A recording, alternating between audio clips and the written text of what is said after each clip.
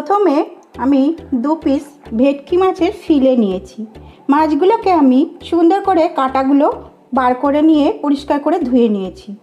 এবার আমি এগুলোকে ম্যারিনেট করব। প্রথমে আমি দিয়ে দিচ্ছি পেঁয়াজের রস, 2 চামচ পেঁয়াজের রস দিয়ে দিচ্ছি। এর মধ্যে 1 চামচ মরিচের গুঁড়ো দেব। এবার এর মধ্যে লেমন রস 1 চামচ দিচ্ছি। এবার এর মধ্যে স্বাদ মতো নুন,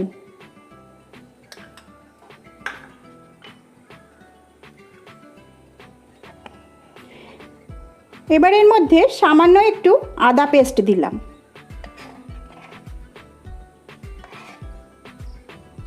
কাঁচা লঙ্কা বাটা দিয়ে দিচ্ছি 1 চামচ,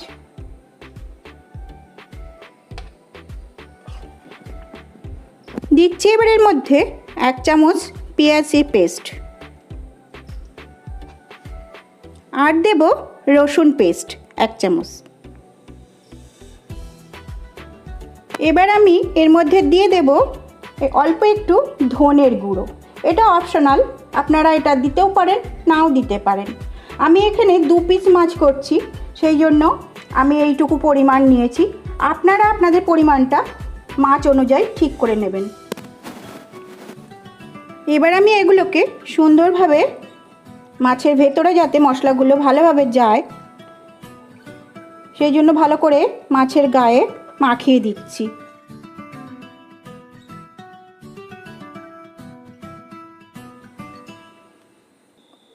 এবার আমি মাছগুলোকে একটা এয়ারটাইট কন্টেনারের মধ্যে রেখে দেব। এটাকে যত বেশি সময় রাখা যায় তত জিনিসটা খুব সুন্দর হয়। আমি এটাকে 15 মিনিট মতো কন্টেনারে রেখে ফ্রিজে রেখে দেব।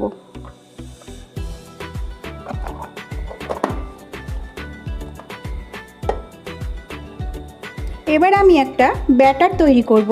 ব্যাটার তৈরি করার জন্য আমি আন্দাজ মতো ময়দা নিয়েছি।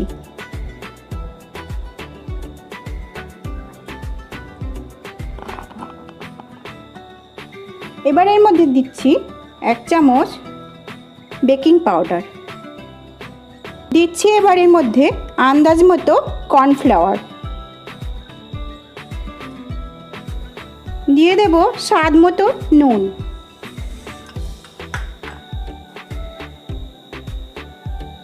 যেহেতু এটা বাটার ফ্রাই বানাবো সেই জন্য এর মধ্যে 1 চামচ বাটার দিয়ে দিলাম।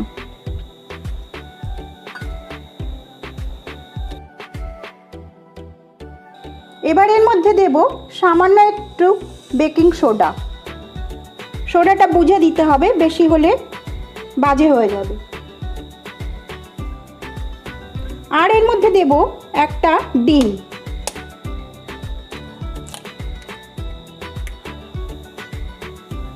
এবার সব উপকরণ একসাথে মিশিয়ে ভালোভাবে মিশিয়ে নেব।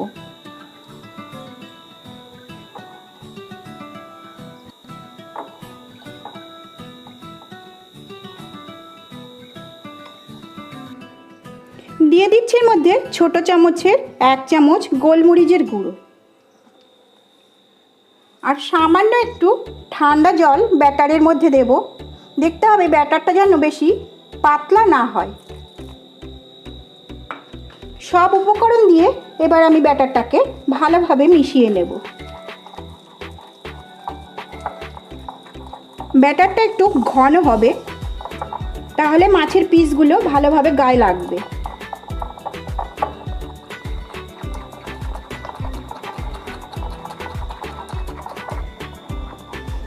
দেখুন ব্যাটারটা আমার রেডি হয়ে গেছে।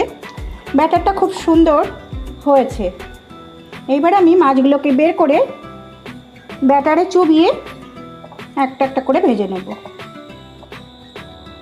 15 মিনিট আমার রাখা হয়ে গেছে। আমি এবার কন্টেনারটা খুলে দেখব মাছগুলো ভালোভাবেই ম্যারিনেট হয়েছে। এবার আমি মাছের ফিলেগুলোর থেকে মশলাগুলোকে একটু সরিয়ে সরিয়ে দিচ্ছি। দিয়ে এবার আমি ব্যাটারের মধ্যে এগুলোকে চুবিয়ে দেব। ভালোভাবে ব্যাটারটা গায়ে মাখিয়ে নেব। মশলাটা মাছের গায়ের থেকে সরিয়ে নেওয়ার কারণ ব্যাটারটা তাহলে বেশি পাতলা হয়ে যাবে, সেই কারণে মশলাগুলো গায়ের থেকে সরিয়ে এবার আমি ব্যাটারটাকে সুন্দর করে মাছের গায়ে মাখিয়ে নিচ্ছি।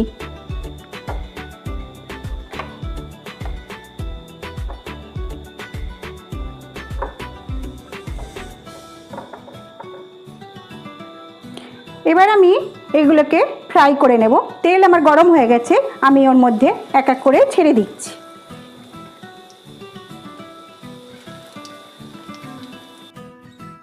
গ্যাসের ফ্লেমটা আমি হালকা করে রেখেছি, বেশি হিট দিলে মাছের ভেতরটা পুড়ে যাওয়ার ভয় আছে, সেই জন্য হালকা আঁচে ভাজতে হবে। আমি এই পুরো ভাজাটা তৈরি করছি সাদা তেলে।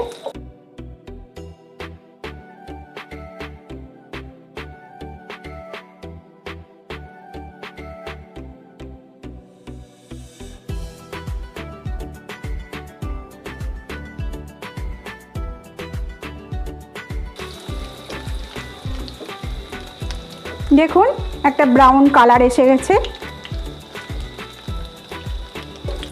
মনে হচ্ছে ভাজাটা কমপ্লিট হয়ে গেছে। আমি তুলে নিচ্ছি। দর্শক বন্ধুরা, আমার এই ভিডিওটা যদি ভালো লেগে থাকে তাহলে লাইক ও কমেন্ট করবেন আর আমার চ্যানেলটিকে সাবস্ক্রাইব করে দেবেন।